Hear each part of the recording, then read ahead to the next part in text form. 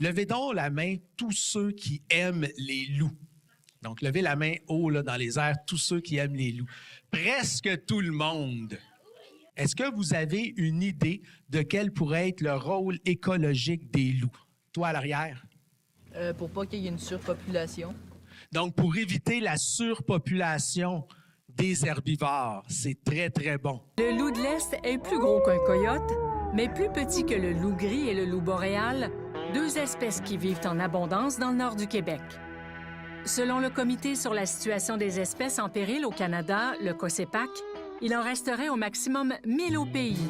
Au Québec, on en a répertorié plus d'une dizaine éparpillées au nord du Saint-Laurent. Le loup de l'Est était autrefois considéré comme une sous-espèce du loup gris.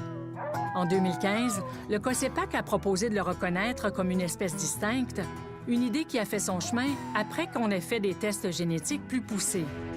L'organisme voulait également que le statut de l'animal passe de préoccupant à espèce en voie de disparition, vu la faible population occupant une aire de répartition restreinte. Le Comité sur la situation des espèces en péril au Canada, le COSEPAC, a tranché au début de l'été. Selon l'information du COSEPAC et aussi dans la littérature scientifique publique, le loup de l'Est est vraiment une espèce distincte. Ça clôt le débat dans le sens que c'est une espèce qui est menacée au Canada.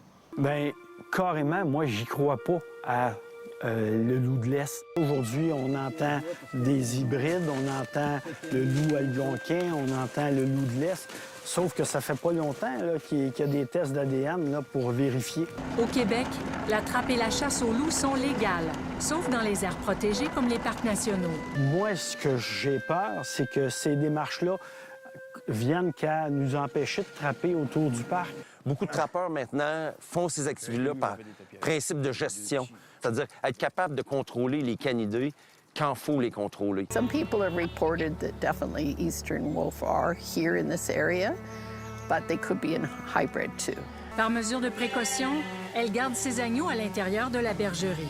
Comme éleveuse, elle aurait le droit d'abattre un canidé menaçant sur son terrain, mais pour l'instant, son chien de garde fait l'affaire. L'inspecteur est maintenant préoccupé par la multiplication des coïloups. C'est le surnom donné aux hybrides issus d'un croisement entre loup et coyote. Are we going to see a bigger coyote?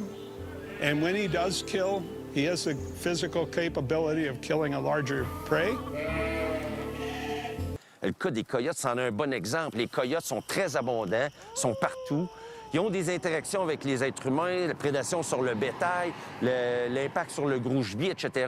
Évidemment, si on décide qu'on fait rien, bien, on va devoir assumer les conséquences de leur présence de plus en plus abondante. Lorsque le système de primes est abandonné en 1971, il ne reste plus aucun loup au sud du Saint-Laurent. La chasse aux prédateurs aura été particulièrement efficace. Je suis content de voir que nos biologistes gouvernementaux au Québec sont restés lucides parce que souvent, c'est la mode de dire « Wow, une espèce en péril! » On embarque, on fait notre part sans questionner est-ce que c'est vraiment une espèce en péril et quels sont les impacts. L'étude du loup de l'Est en est à ses premiers balbutiements.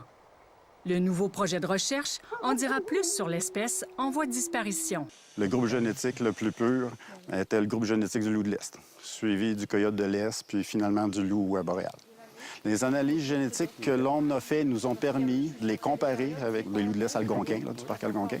Fait qu'il y a une certaine relation qu'on a pu voir, là. Ça, c'est clair. Dans quelle mesure la génétique est très similaire, ça, c'est moins clair. Pour l'instant, Québec réitère que le loup de l'Est est une sous-espèce du loup gris et non une espèce à part entière. La principale menace du loup de l'Est, c'est l'hybridation. Dès qu'ils sortent du parc, ils se croisent avec des coyotes, ce qui affaiblit leur bagage génétique et fait peu à peu disparaître l'espèce. De juger ça comme négatif, comme c'est dans le cas du COSEPAC, c'est un manque de vision parce que, dans le fond, le succès des hybrides montre que c'est la piste évolutive qui sort comme la recette gagnante. Il y a beaucoup d'hybrides dans l'environnement, puis c'est la preuve que tout va bien, même s'ils ne rentrent pas dans les boîtes que nous, on connaît. Soit la boîte du loup ou la boîte du coyote. On aimerait ça pouvoir les forcer dans un ou dans l'autre, mais là, il est en train de se dessiner une nouvelle boîte, puis c'est l'évolution. Il faut juste accepter ça.